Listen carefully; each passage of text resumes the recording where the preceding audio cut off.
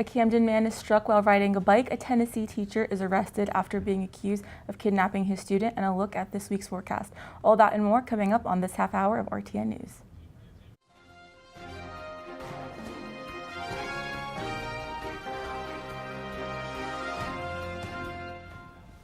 Welcome back to a brand new episode of RTN News. I'm Mavish Khan. And I'm Sean Kelly. Let's get started with news in your community. Some schools get snow days, but one Philadelphia school is closing this week for one of the biggest events in football. The NFL Draft is being held around the corner just outside the Philadelphia Museum of Art on the Philly steps that Rocky made famous. The Russell Byers Charter School will shut down Thursday and Friday during the first 2 days of the massive show. The day will be made up before the end of the school year. The NFL announced its decision to hold the draft in Philadelphia back in February. A Camden man is hospitalized with serious injuries after getting struck while riding a bicycle on Interstate 295. Michael Coates of Camden was allegedly high and drunk when he biked southbound to West Deptford this past Thursday evening. He admitted to being drunk as well as testing positive for drugs. He told police he was riding to a friend's house. He was struck by a Laurel Springs woman when taking exit 23 for Hessian Avenue in West Deptford. Coates was airlifted to Cooper University Hospital, where he expected to make a full recovery. The mayor of Philadelphia says Pennsylvania should legalize marijuana. Democratic Mayor Jim Kenney says Saturday's raid at a warehouse hosting a pot-smoking party might have been overkill and that marijuana legalization is the real solution. Police arrested 22 people and seized more than 50 pounds of marijuana. About 175 people were allowed to leave without charges. In 2014, the city made possession of small amounts of the drug punishable only by a citation and a fine, but marijuana sales weren't decriminalized. Looking for new food this weekend? Well, look no further than the Rowan College at Gloucester County. The Roadrunners are inviting the South Jersey community out for the very first Roadrunner Food Truck Festival. On April 29th from 2 to 8 p.m., the campus will host various food trucks to support Bianca's Kids, a nonprofit that works to grant wishes for kids facing tragedies. The festival will feature games, live entertainment, as well as over 20 food trucks pulling up to serve. So if you're looking for that wild Saturday entertainment, look no further than a wonderful festival supporting a great cause. It's been rainy the past couple of days, but will it turn better? We have Deshanti Pittman to tell you that and more in this week's weather forecast. Thank you. Grab your umbrellas because today it is rainy with a high 58 and low 53. Tomorrow will be rainy as well with a high 65 and low 55. On Thursday, the skies will clear and become sunny with the high 77 and low 62. This weekend, the sun may not be in sight, but the temperature will continue to rise, starting with Friday. It will be partly cloudy with a high 81 and low 65. On Saturday, it will be partly cloudy as well with a high 85 and low 62. And on Sunday, it will be cloudy with a high 74 and 63.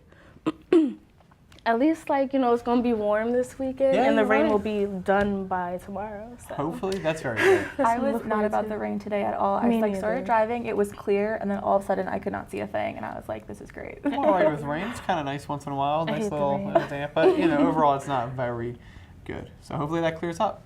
Thank you. Thanks, You're welcome. After the break, find out who called to congratulate NASA astronaut Peggy Whitson and why. Don't go away.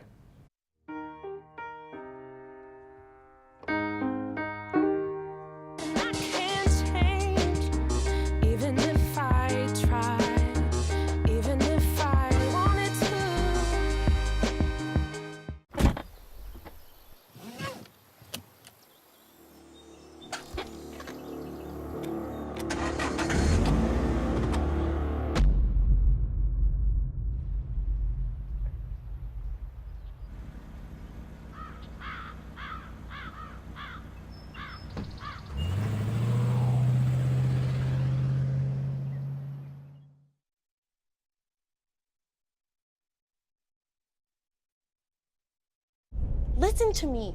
I am captain of the track team. And if I'm late, she doesn't really think she's going to get out of here, does she? Be nice. She's new. Hello, is anyone there? Ugh! Wow. Even from our standards, you look awful. Oh, sweetie, what happened? Me? My friend Becky got to talk to this super cute boy, and I tried to act like I wasn't jealous, but I so totally was. And then out of nowhere, this concrete barrier just popped up. Maybe it was a semi. You mean you were driving? Yeah. I mean, I know the whole eyes on the road thing, but this was a super important text. Maybe you have to know, Becky. Texting? Great. But it was only like 5 seconds, and I'm a really, really fast texter, so it wasn't even a big deal. Actually, has she texted me back yet? Wow, I get like no bars in this place. I wonder if they have Wi-Fi here.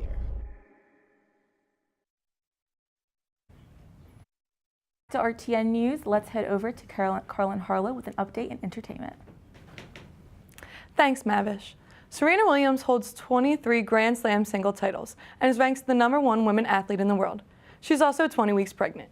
Williams won her most recent Grand Slam singles title this past January at the Australian Open, which means she must have been around 2 months pregnant when she won the title. A representative for Williams assured the press that even though the expecting mother will take the rest of 2017 off, she'll be back on the courts in 2018.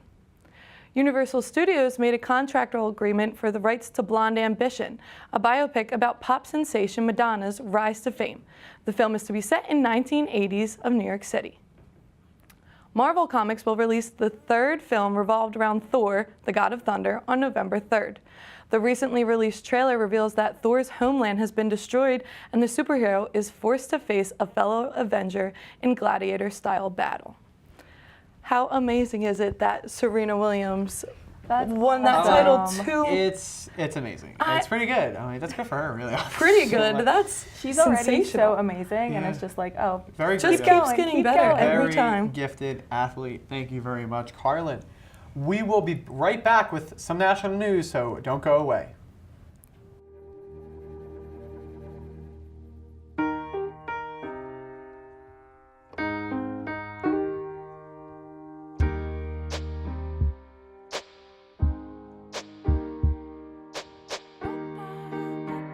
And I can't change, even if I try, even if I wanted to.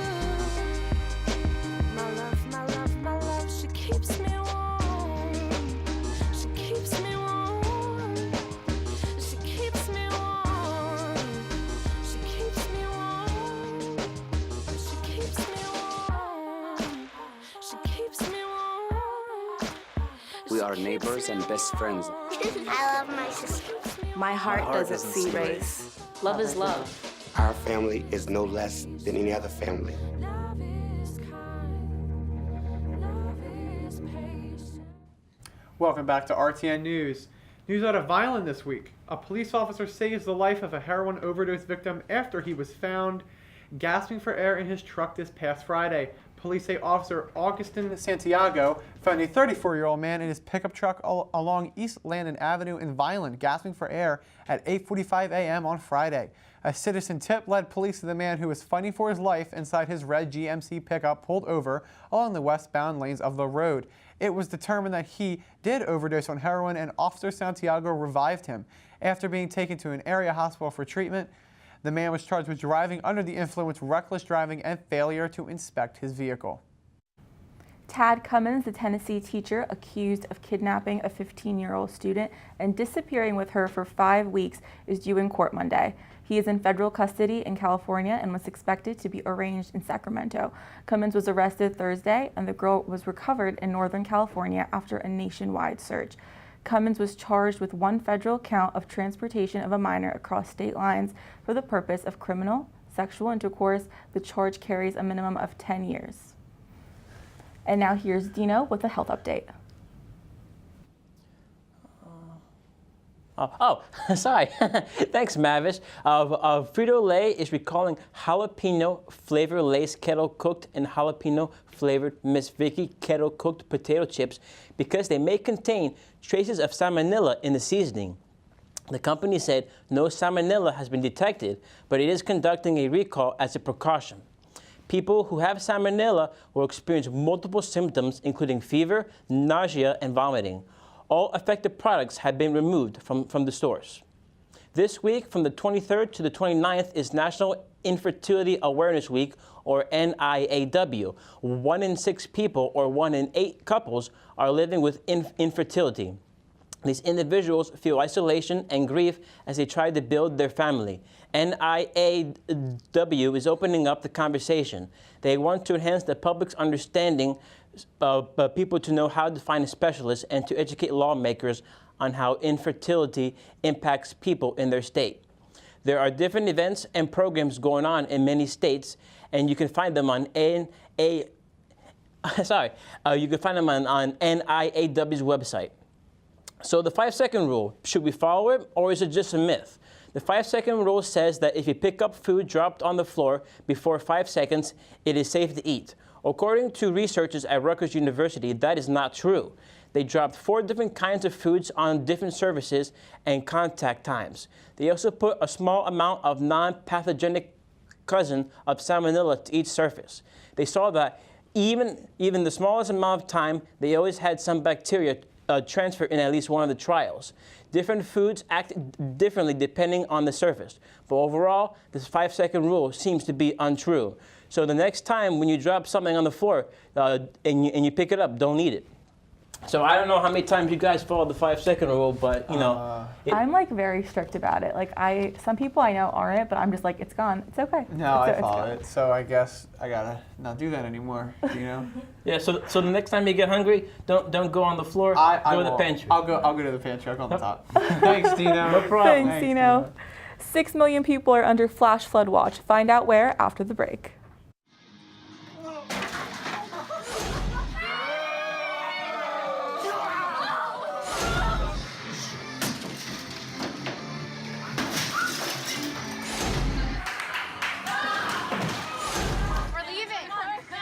Most party fouls are pretty dumb. But if you decide to drink and drive underage, you could lose your license and your freedom. Underage drinking and driving. The ultimate party foul.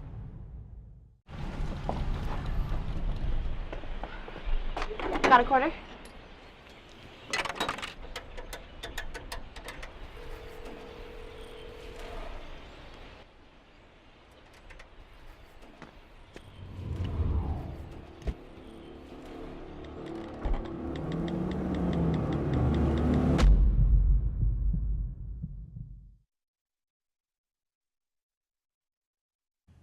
Welcome back to RTN News.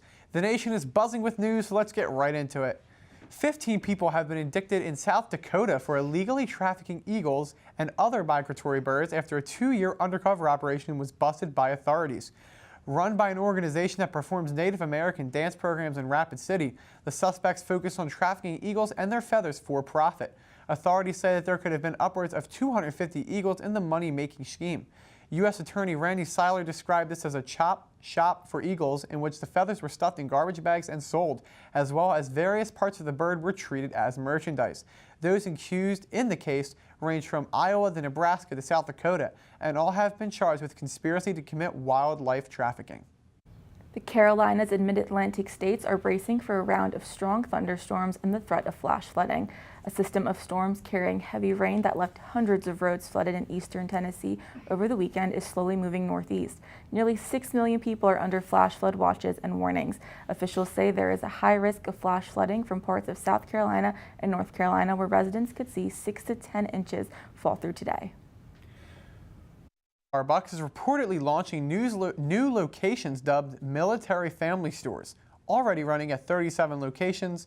The stores are part of a broader initiative by Starbucks to provide thousands of jobs to veterans and their families, while serving as communal hubs where current and former military members can connect.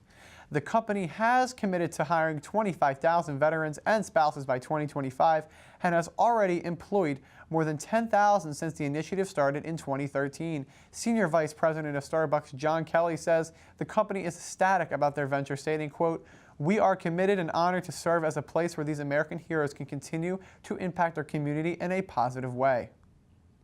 President Donald Trump congratulated NASA astronaut Peggy Whitson from the Oval Office on Monday on her record-breaking stay aboard the International Space Station. Early Monday morning, Whitson officially set the U.S. record for the most cumulative days in space, surpassing astronaut Jeff Williams' record of 534 days. Whitson arrived at the space station for her current stint on November 19, 2016, and is due to return to Earth in September. Let's head over to Kevin Cornell with this week's news on Rowan Sports. Thanks, Mavish. The men's outdoor track and field team won the Morgan State Legacy Meet this past Saturday by recording 133 points. Matt Grillo and Cam Daly won the decathlon in first and second, respectively. Matt Grillo was also able to take first in the 110 meters, the pole vault, and the 1500 meters, while also claiming second in the discus and third in the javelin. Other athletes taking first included Glenn Coles in the shot put, Anthony Salimo in the 400-meter hurdle, and Harrison Escoffery in the high jump. The women's lacrosse team was able to pull out an 11-6 victory over Keene University in an NJAC contest on Saturday. Attacks Maddie Bray and Rachel Hofbauer each had 4 goals on the day. After 2 quick goals from Hofbauer to start the game, Keene was able to keep the score to 5-3 heading into halftime. The Profs came to life in the second, outscoring Keene 6-3. The Profs now sit at 9-5 on the season. The baseball team was able to pick up their first NJAC doubleheader sweep over Keene this past Sunday on Senior Day. The Profs won the first game in convincing fashion as senior Andrew Cohen threw for 7 innings, allowing only 1 run and striking out 10 batters en route to a 9-2 victory. The second game would go into the bottom of the 10th, where senior Matt Jolly would hit a single walk-off to win it for the Profs. Jolly was able to finish the game with 2 RBIs.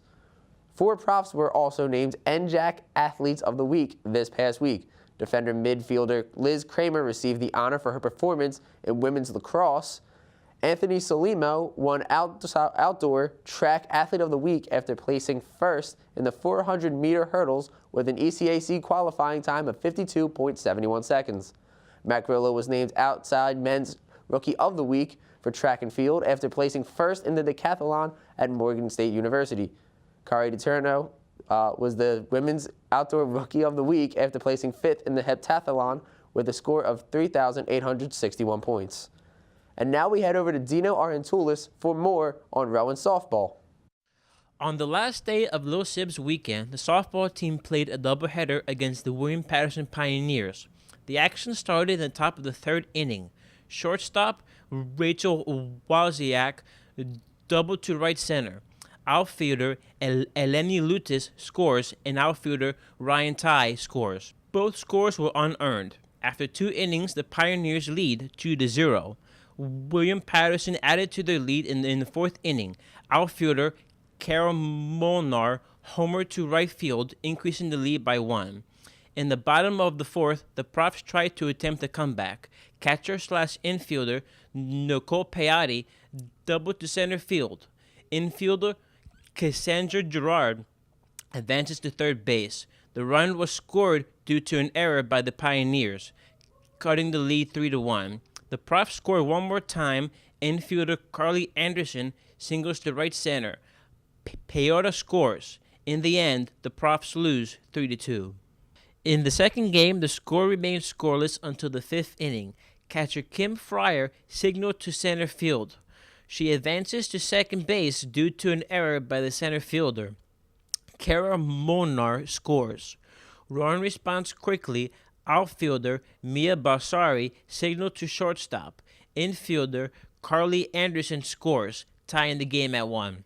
After scoring 2 runs in extra innings, outfielder Christine Griffith hit a grand slam, sealing the victory. The softball team lost their doubleheader today to William Patterson University. The final score of the first game was 3-2. The second game, though, it went into extra innings. The final score 7-3. Their last home game is on April 29th at 1 p.m., which is a doubleheader. This is Dino Arantulis reporting for RTN News.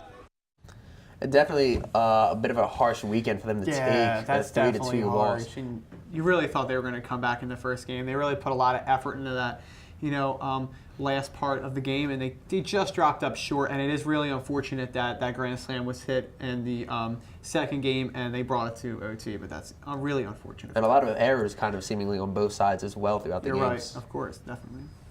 Thanks so much, Kevin. Thank you so much for joining us up for our last episode of RTN News. I'm Mavish Khan. And I'm Sean Kelly. It's been a great semester, Rowan. Have a great rest of the week and an even better summer break.